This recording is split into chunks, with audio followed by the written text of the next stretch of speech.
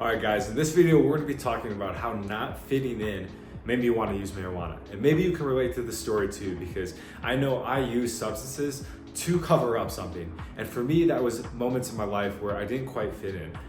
Maybe my friend group wasn't as strong, or I didn't have the close relationships I wanted to. So a little detail about my life, my history is when I was a kid, I didn't have a ton of friends. I wasn't very popular in school.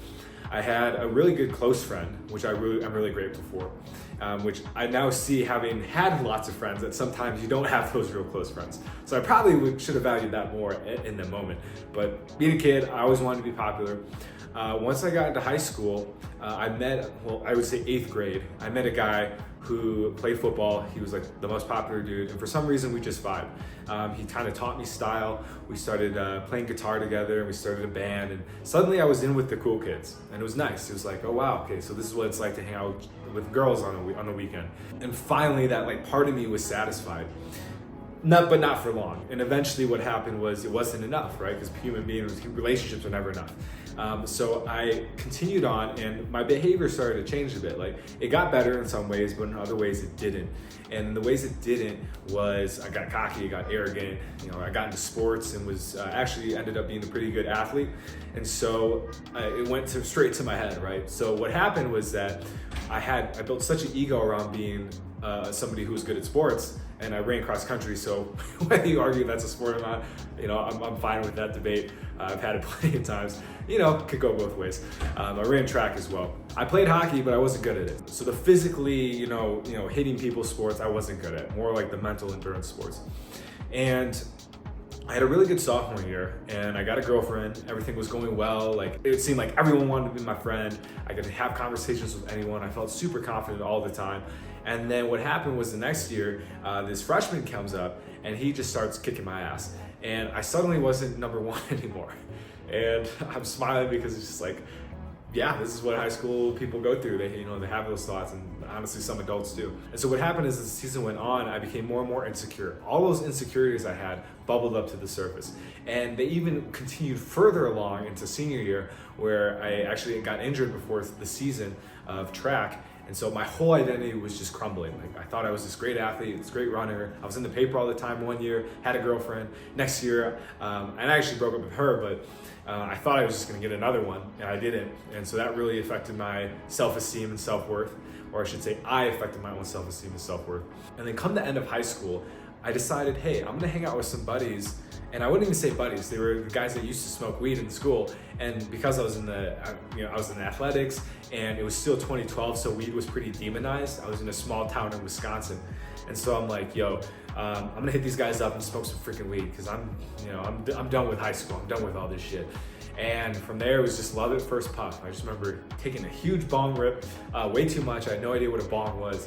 And I just got blazed. I went to Taco Bell. It was quite fun, actually. But I was like hallucinating. It was nice. It was a nice break from the reality I had of athletics and working out all the time and trying to be popular. I just finally didn't give a shit.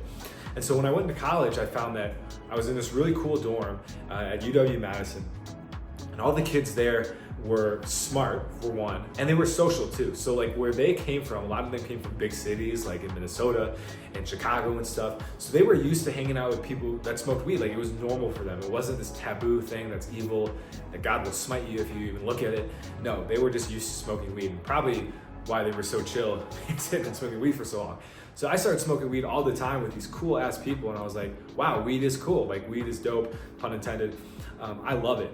And I finally felt like I had a community, like I had a tribe of people that I could really be myself around with.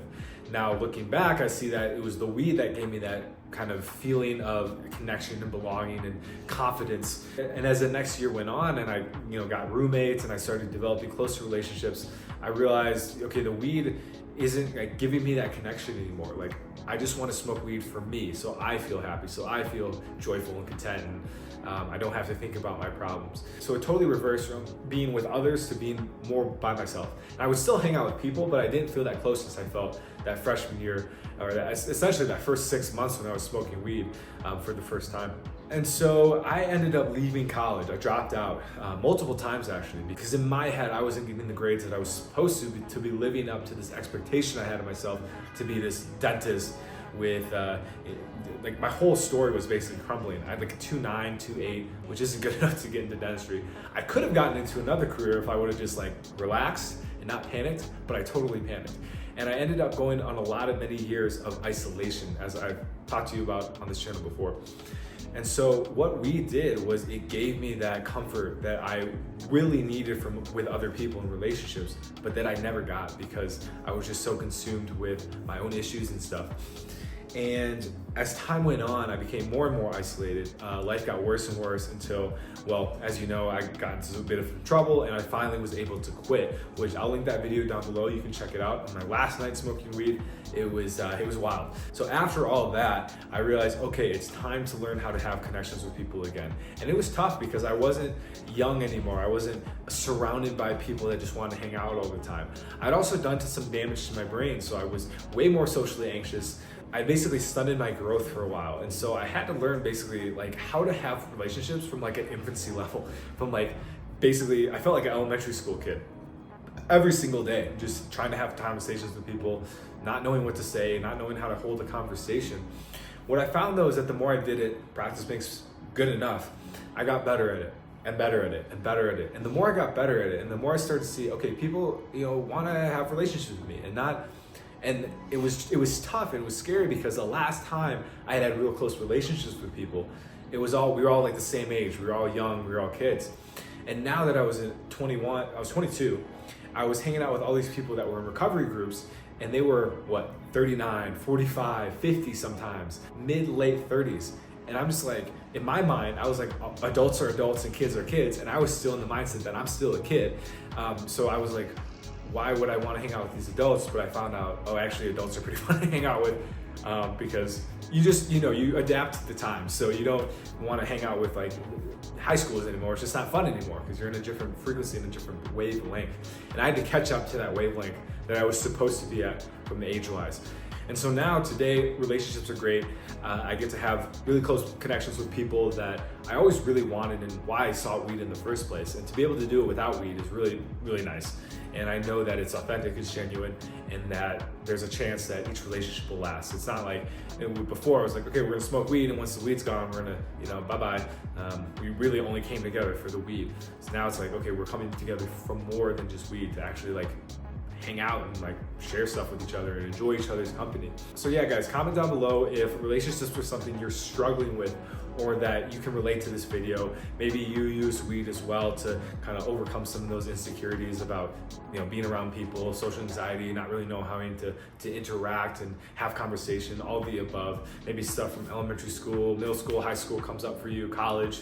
I know that all did for me and I had to work through each step of it. If you do want some help working through some of those stuff, learning how to have better social interactions with people, I do coaching.